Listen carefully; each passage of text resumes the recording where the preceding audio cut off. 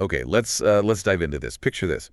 You land in Maui, sun shining, ready for that scenic drive. Yeah, the dream trip. Exactly. Only you hit the rental counter, and they're telling you it's nearly $2,000 for a week. For the most basic, tiny economy car. Right. Right. But hold on, because that was almost the good news compared to the main airport, Kahului, OGG, late December 2024, early January 25. What happened there? Nothing.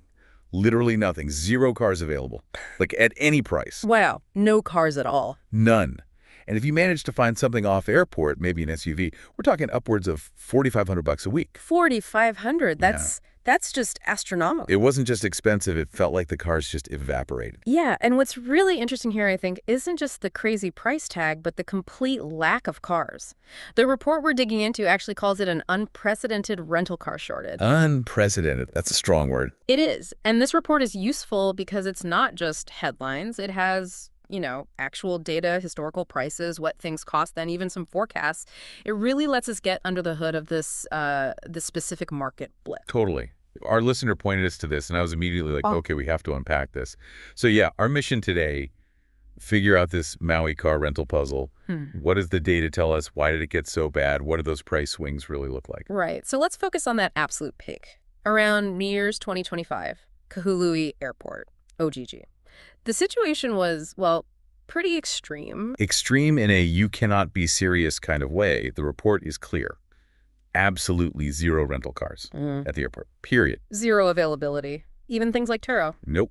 The report says even the car-sharing apps showed nothing. A total blank slate. Okay, so if you did manage to find something away from the airport, your wallet was still going to feel it, huh? Oh, yeah. Big time. Around $2,000 a week for economy, like we said. Yeah. Midsize was closer to $4,000. $4,000 for a midsize. And then, yeah, those SUVs, the Jeep Wranglers, over $4,500 for 7 days. It's that classic island scenario, isn't it? Limited supply, peak tourist season, just creates this pressure cooker. It's wild. And how fast it changed. Apparently, the price for a Jeep Wrangler jumped 80%. 8-0 in just 1 week. 80% in a week. Wow. And if you needed something bigger, like a convertible for the Hana Highway or a 7-seater SUV minivan. Let me guess. Unavailable. Completely. The report says island-wide, didn't matter how much you'd pay, just gone. Well, when things get that scarce, speculation starts flying. People were apparently reporting last-minute cancellations. Right, and wondering, were the companies canceling on them just to rebook the same car for way more money? You can absolutely see why people would think that. It's incredibly frustrating to have a booking and then no car. For sure. But it's important to note the report specifically says they didn't find any, hard evidence in their data to back up those suspicions. Oh, okay. So what did they think was going on? Their analysis pointed more towards, overbooking, which happens. It's pretty common in the industry, right? Yeah, unfortunately. That combined with maybe some operational issues, staffing, car logistics, those were seen as more likely reasons for the actual lack of cars on the ground. It just shows how hard it is to pin down the exact cause without, insider info. Oh, yeah. So, okay, that's the snapshot of the chaos. Yeah. But to really get how weird this was, we need context. The report looked back, right? Like 5 years of prices. Exactly. They tracked average lowest advertised prices for a week-long rental from 2013 to 2019. And what does that show? A pattern? Yeah, a pretty clear one. Prices would climb noticeably before Christmas and stay high just after. Then they'd drop off pretty quickly. Figure 2 in the report shows this visually, like a regular yearly wave. A holiday bump. Makes sense. Right. That kind of seasonal price change is, pretty standard in travel markets. Okay, so some kind of price increase around the holidays on Maui was totally expected. But late 2024, right, that wasn't just a bump. No, not at all. It blew the historical pattern out of the water. The report stresses that the price spike in late 24 was more than double what you'd predict based on those previous 5 years. More than double. Yeah, a really significant jump from the norm. Figure 3 in the report nails this. You see the usual little price hills for the holidays in past years. And then 2024 is this huge, almost vertical line going up. Comparing a speed bump to Mount Everest. Okay, so crazy peak. But the report also looked forward, right? What did they think would happen after New Year's? Yes, and this brings in the forecasting side.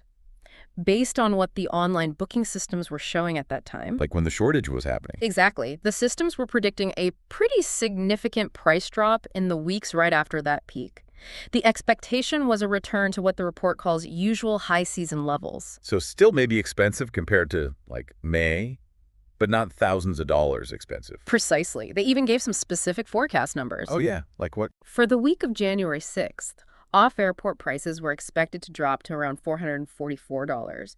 Airport, maybe $524. Okay, that's a huge difference. Massive. And by the end of January, they were forecasting some off-airport weekly rates as low as $254. $254 from $4,500. Yeah. It's quite a correction. It really is. And this idea, this like, expected reversion to the mean, Things eventually getting back to normal-ish. Yeah, that tendency for extremes to balance out over time. It fits that historical pattern of prices easing off after the big holiday rush. It suggests that even with that totally unprecedented spike, the market's underlying seasonal rhythm was still expected to kind of take back control eventually. It makes you appreciate the effort involved in tracking all this. How did they actually, gather all these numbers? It sounds like a lot of work. It does.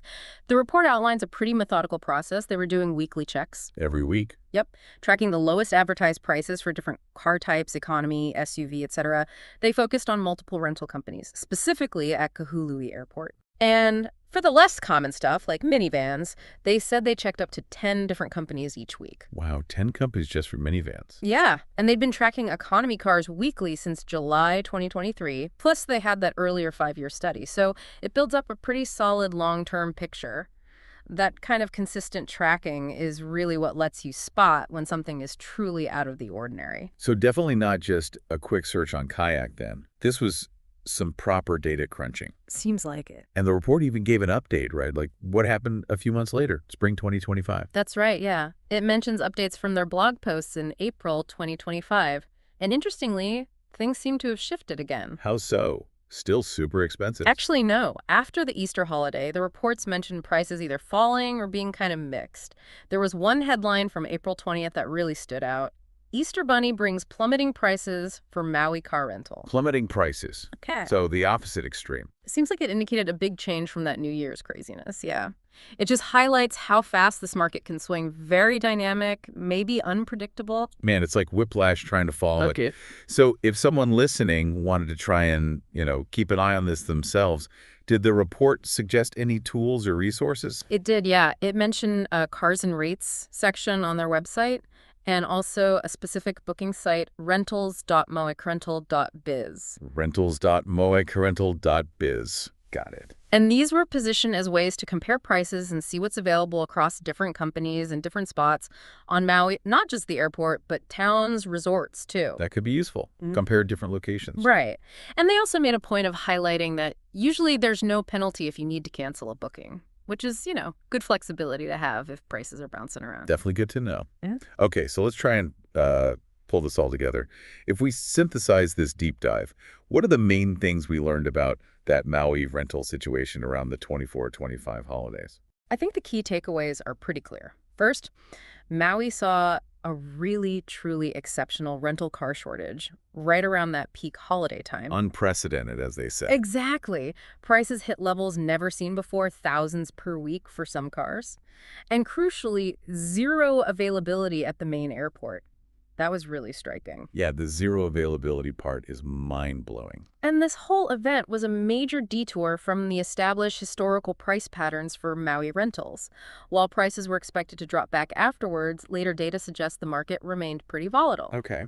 Fundamentally, it's just a really vivid example of how sensitive a market with fixed or limited supply can be when demand suddenly surges. So thinking bigger picture then, why should this specific temporary crunch on one island matter to our listeners? What's the broader relevance here? Well, if you connect it to, basic economics, this whole Maui situation is a powerful case study in supply and demand dynamics, especially in markets that have natural limits like an island and big seasonal swings. Right. You can't just instantly build more roads or import thousands of extra cars for 2 weeks. Precisely. And while this report didn't identify one single black swan event that caused this particular massive spike. Yeah, it was more about the confluence of factors. Right. It serves as a potent reminder that things we don't foresee can massively amplify normal market ups and downs. It also kind of speaks to the value and the limits of using historical data for forecasting. How so?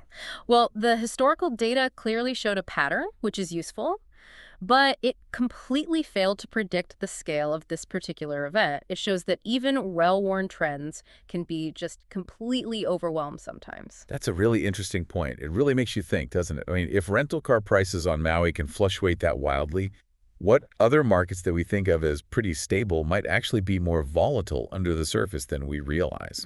That's a good question. And what kind of data or what kind of signals would we need to even start anticipating those kinds of major shifts before they hit us? Definitely something to ponder.